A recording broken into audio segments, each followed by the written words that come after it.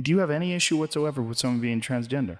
No, I don't have any issue with that. What I have an issue with is that I don't like to see the postmodern neo-Marxists use the transsexual issue as a lever for pushing forward their political nonsense. And I said that right from the beginning in the videos I made to begin with. The reason I wouldn't use the words Z and Zer and all those other made-up words, however many there are now, is because I'm not willing to cede the linguistic territory to postmodern radicals. I'm not doing that. And they say, well, we're doing it on behalf of the oppressed transsexual people. And I think, yeah, well, that's what you say, but there's no reason I should believe that. I don't believe anything you say. There is something else going on.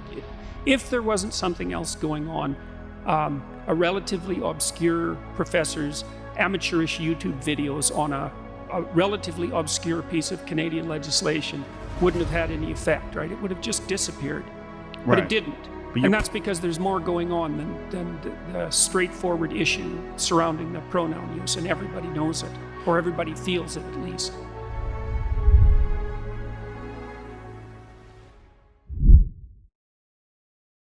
You know, I've been following the battle of, let's say, ideologies on campus for a very long period of time, and I suppose I have some expertise in that. And there's an ideological war that's ripping the campuses apart, and it's essentially between an ideological variant that's rooted in what's come to be known as postmodernism, with kind of a neo-Marxist base, and modernism, I would say. And that's accounting for all the turmoil on the campuses, and I see this as an extension of this campus turmoil into the broader world, and I really believe that is the proper level of analysis. I truly believe that.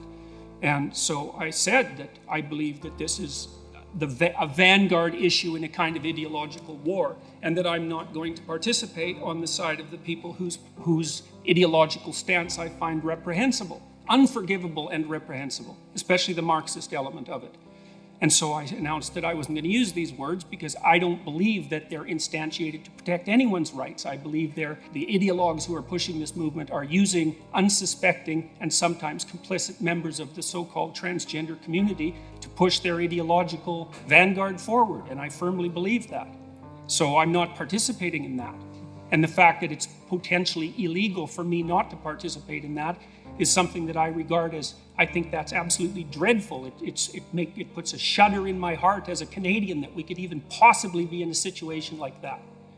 You know, if the identity claims that are instantiated in the policy surrounding this legislation are applied, it's going to be hell for the psychiatrists, excuse my language. It's going to be very difficult for the biologists and the psychiatrists next. And I think we'll see that happening very soon. And I've seen this among my own students when they're teaching personality, which is what I teach, which also involves assessment of gender differences between men and women, that the proclivity now is for the advanced PhD students to avoid any such discussions in their classrooms, because the potential cost of transgressing against an unknown norm, let's say, is so high that it's just easier to teach other things. I think that the danger that's intrinsic to the law far outweighs whatever potential benefit it might produce, especially given that there's no hard evidence whatsoever for any benefit.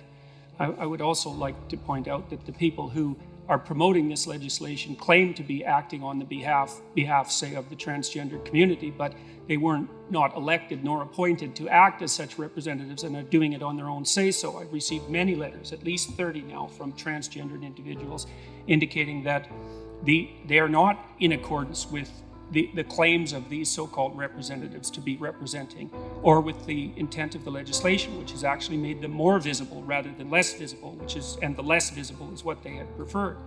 With regards to respect, is that you don't meet people, generally speaking, in a mutual display of respect. You generally meet people in a mutual display of alert neutrality, which is the appropriate way to begin an interaction with someone, because respect is something that you earn as a consequence of reciprocal interactions that are dependent on something like reputation, which is also a consequence of repeated interactions. And so the notion that addressing someone by their self-defined self-identity is necessarily an indication of basic human respect for them, I think is an entirely spurious argument, especially given that there's no evidence that moving the language in a compelled manner in this direction is going to have any beneficial effect. We're supposed to assume that just because hypothetically the intent is positive, that the outcome will be positive. And any social scientist worth his or her salt knows perfectly well that that's rarely the case. I also think it's unbelievably dangerous for us to move towards representing a social constructionist view of identity in our legal system. The social constructionist view insists that human identity is nothing but a consequence of socialization. There's an inordinate amount of scientific evidence suggesting that that happens to not be the case.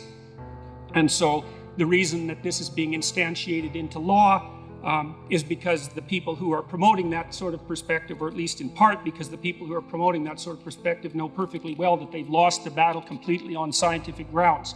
The other thing is those are all third-person pronouns. It's like, I'm not going to call you a third-person pronoun while we're sitting here. I never would. All of it is palpably absurd. I think it's always hard to get the level of analysis for this sort of issue correct.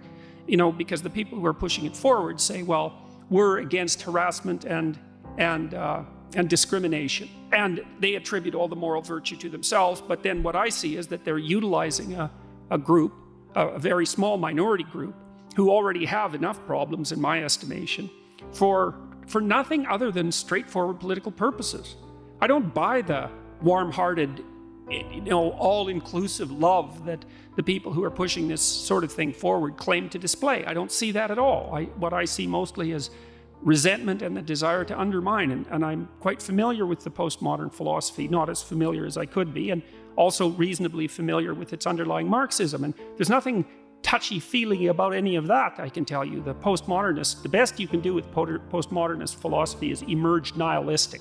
That's the best. The worst case is that you're a kind of anarchical social revolutionary that's directionless, except that you want to tear things apart. Or that you end up depressed, which I see happening to students all the time, because the postmodernists rip out the remaining structures of their foundations, of their ethical foundations. Identity is not and will never be something that people define subjectively, because your identity is something that you actually have to act out in the world as a set of procedural tools, which most people learn, and I'm being technical about this, between the ages of 2 and 4. It's a fundamental human reality. It's well recognized by the relevant, say, developmental psychological authorities. And so the idea that identity is something that you define purely subjectively is an idea without status as far as I'm concerned. It's a tenet of the ideology that identity is socially constructed. And that's partly why it's been instantiated into law, because there's no way they're going to win the argument. But they can certainly win, let's say, the propaganda war, especially by foisting this sort of reprehensible advertising information on children. And that's part of the express intent